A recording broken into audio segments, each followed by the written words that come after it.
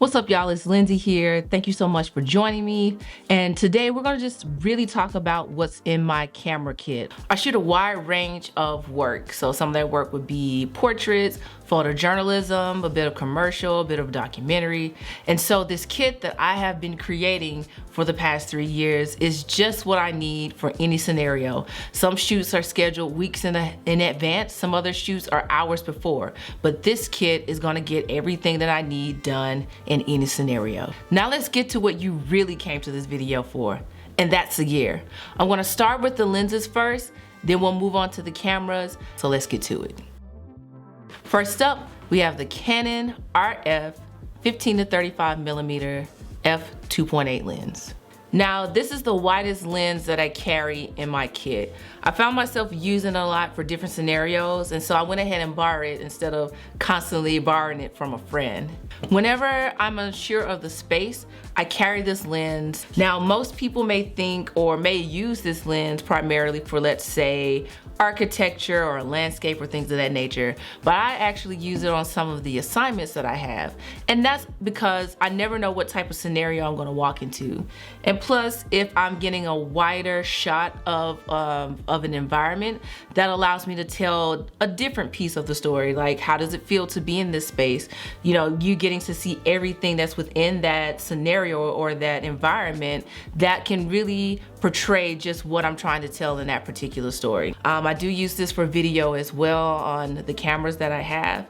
And it's just one particular lens that I've fallen in love with just because I'm able to get just a wider, pun intended, wider range of what that environment or that space feels like. But it's great for really large group shots and things of that nature. So again, you can use this for video work, but I would suggest getting this lens after you've gotten all of the lenses that you would use on a normal basis, or the kit or the lenses that are going to be important for the current kit that you're building.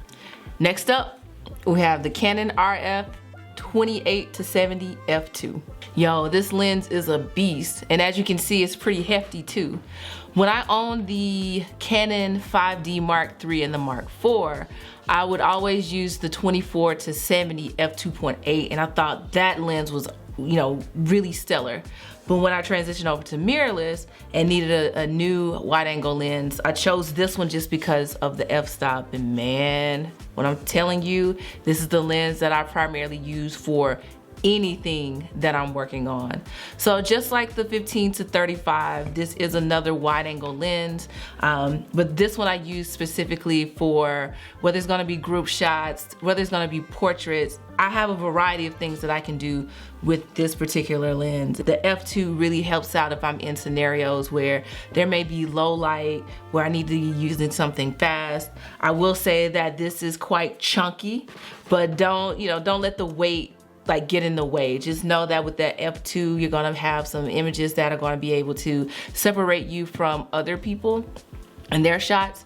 But I really like to combine this particular lens with an ND filter, and it allows me to shoot in like full light, full sun, and you know, it's just the bokeh on it is just gonna be crazy. So yeah, the 28 to 70, I will say within my entire kit, this is my favorite lens just because of its versatility and how I'm able to use it in any situation.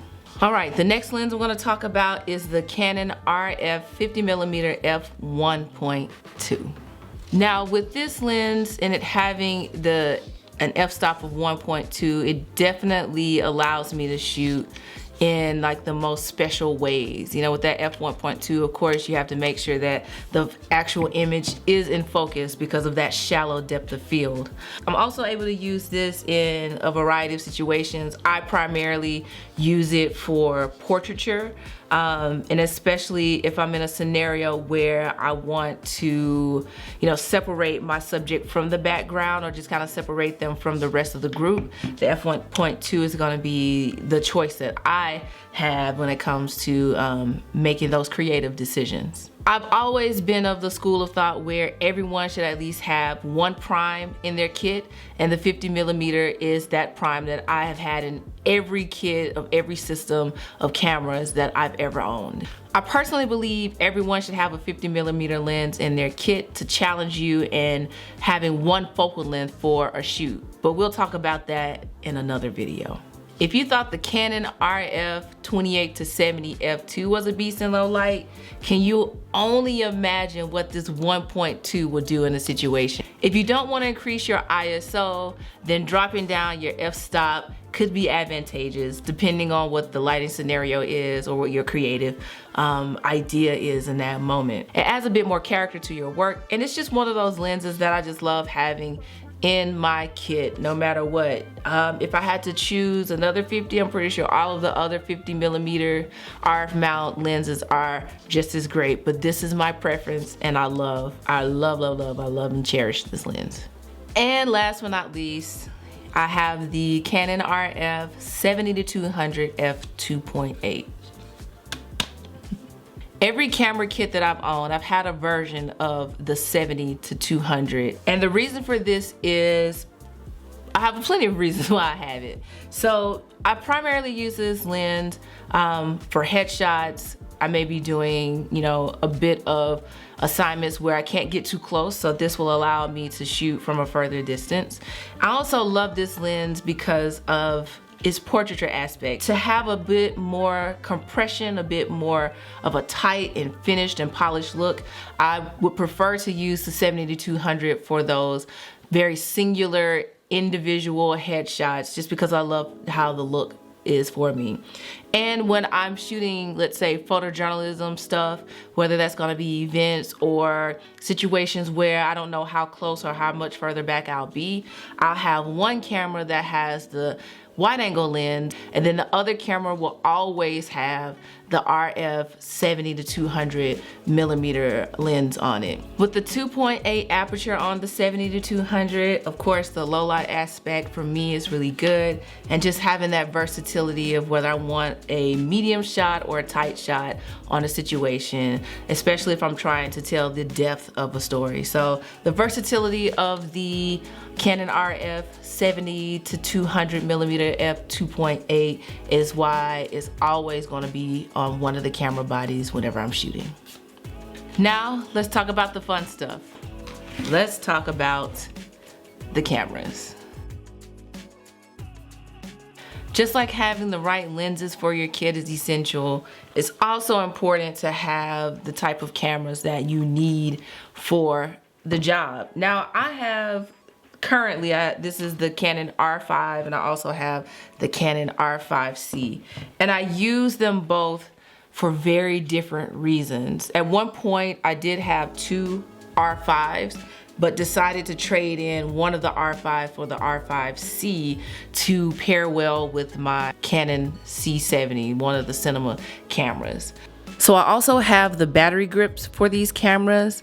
It gives me an extra battery while I'm on site. Plus, when I'm shooting in the vertical orientation, it just feels a bit more comfortable. So these grips are just as important for the batteries and also for the camera use. Now you're probably asking, why do I have two cameras? And I have two reasons as to why. So the first one is for protection. There's been times where, I need two cameras on a shoot, just essentially just because something may malfunction with the first one or my main camera that I'm using. So it's good to have a second one on hand. Now there was a scenario where I did have a camera fall to the ground. It actually fell at the bottom of an RV while I was shooting.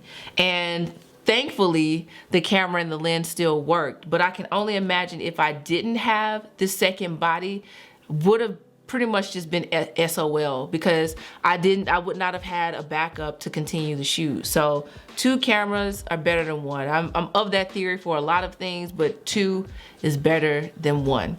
The second reason I have two cameras is because of the photojournalism work that I sometimes do.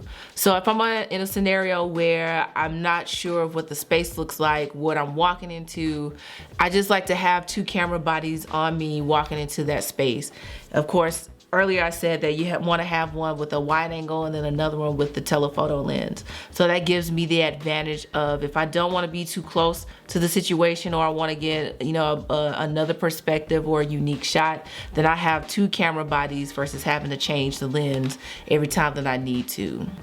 So that's the primary gear that I have in my kit. But thank you for joining me. I hope this video was helpful to you. And in the next part of this series, we'll talk about the small peripheral gear that's just as important as the camera and the lenses. So be sure to hit that subscribe button. And as always, I'll see you in the next video. Peace.